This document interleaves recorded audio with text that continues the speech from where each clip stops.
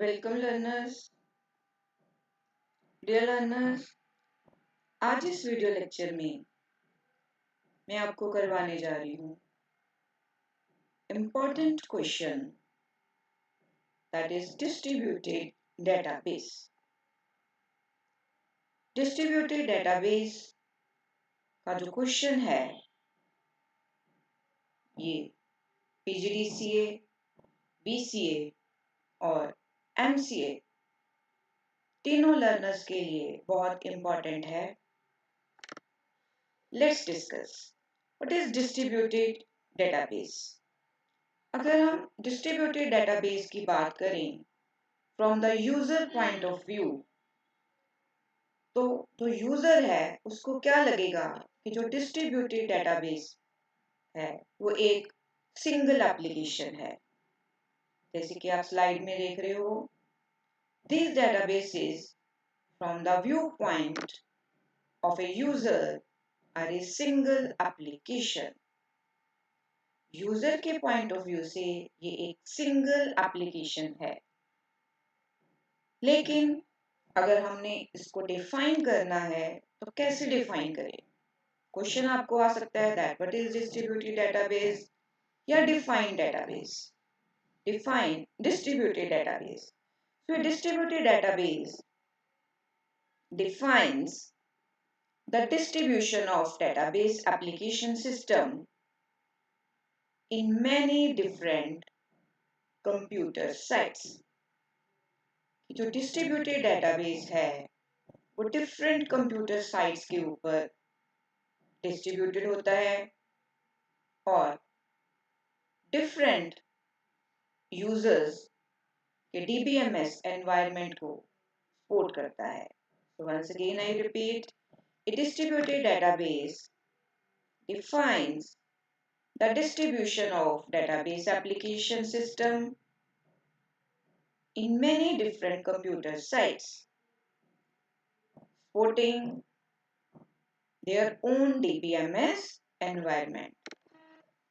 तो अगर आपको आता है that what is distributed database system, अगर तो आता है व्हाट इज डिस्ट्रीब्यूटेड डेटाबेस तो हमने ऊपर वाली डेफिनेशन दी है।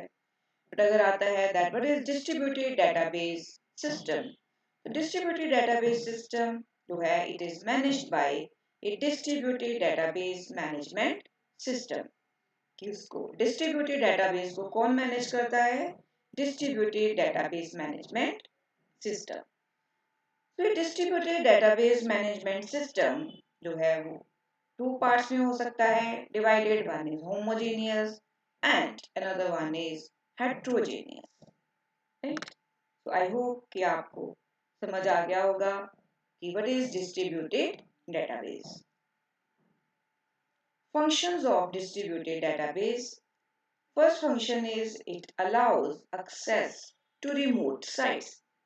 कि ये जो हमारे सिस्टम्स हैं डिस्टेंट पे पड़े हैं, दूरी पे पड़े हैं, जो हमारी रिमोट साइट्स हैं उनको ये एक्सेस करने में हेल्प करता है using SQL interfaces, thus allowing transfer of queries or components of queries as well as data of the database over a network।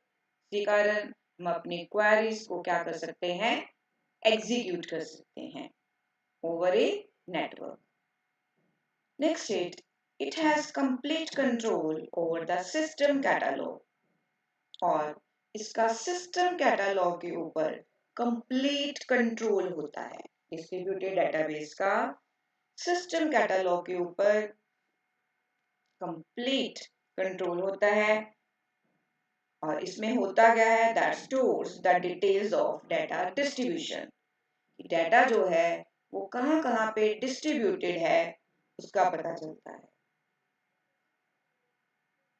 Next is it performs. अब ये इसके फंक्शंस क्या हैं डिस्ट्रीब्यूटेड डेटाबेस के? ये क्वेरी प्रोसेसिंग में help करता है, ऑप्टिमाइजेशन और इवैल्यूएशन में हेल्प करता है।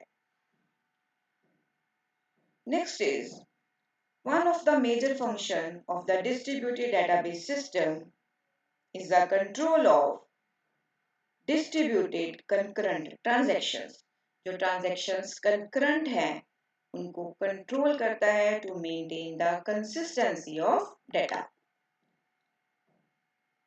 कंकरेंट ट्रांजैक्शन में डाटा की कंसिस्टेंसी को मेंटेन करना बहुत ज़रूरी है।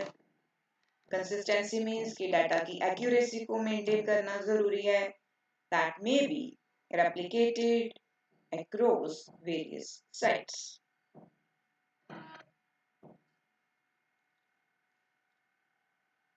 Access to database under the replicated environment should be controlled.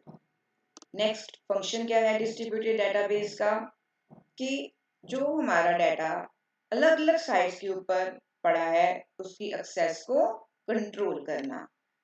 उसके लिए जो डिस्ट्रीब्यूटेड डेटाबेस मैनेजमेंट सिस्टम है वो प्रॉपर ऑथराइजेशन और एक्सेस प्रिविलेजेस को फॉलो करता है for the distribution of data. जैसे कि आप देख रहे हो, Thus, a distributed database management system should follow means कौन पर्सन जो है या कौन ऐसे यूजर्स हैं जो डाटा को एक्सेस कर सकते हैं, उनके पास एक्सेस प्रिविलेजेस होने चाहिए, उसको ये मेंटेन करता है। And the last one is जो डिस्ट्रीब्यूटेड रिकवरी मैकेनिज्म है। अब अगर डाटा डिफरेंट साइट्स पे पड़ा है तो उसके फेल होने के क्या है चांसेस हैं, राइट। तो जो डिस्ट्रीब्यूटेड रिकवरी मैकेनिज्म है, in addition to dealing with the failure of participating sites, जो साइट्स फेल हो जाती हैं उनको डील करता है and may also need to deal with the failure of communication links. साथ में जो कम्युनिकेशन लिंक्स है उनकी फेलियर को भी ये मेंटेन करता है। so there are many functions। जो स्टूडेंट्स इस क्वेश्चन को फर्स्ट टाइम कर रहे हैं उनको ये थोड़ा सा मुश्किल लगेगा, क्योंकि उनको वैल्यू प्रोसेसिंग के बारे में, ऑप्टिमाइजेशन के बारे में, कंसिस्टेंसी, ऐसे कीवर्ड्स जो हैं अगर उनको ये कीवर्ड्स पता होंगे तो वो बहुत इजीली इसको कर पाएंगे। लेकिन अगर आप इसको 2-3 बार करोगे तो आपको ये क्वेश्चन जो है वो इजीली समझ आ जाएगा। तो इस वीडियो लेक्चर में इतना ही। आई होप कि ये जो वीडियो है वो आपके लिए काफ़ी हेल्पफुल हो रहेगा। Thanks a lot.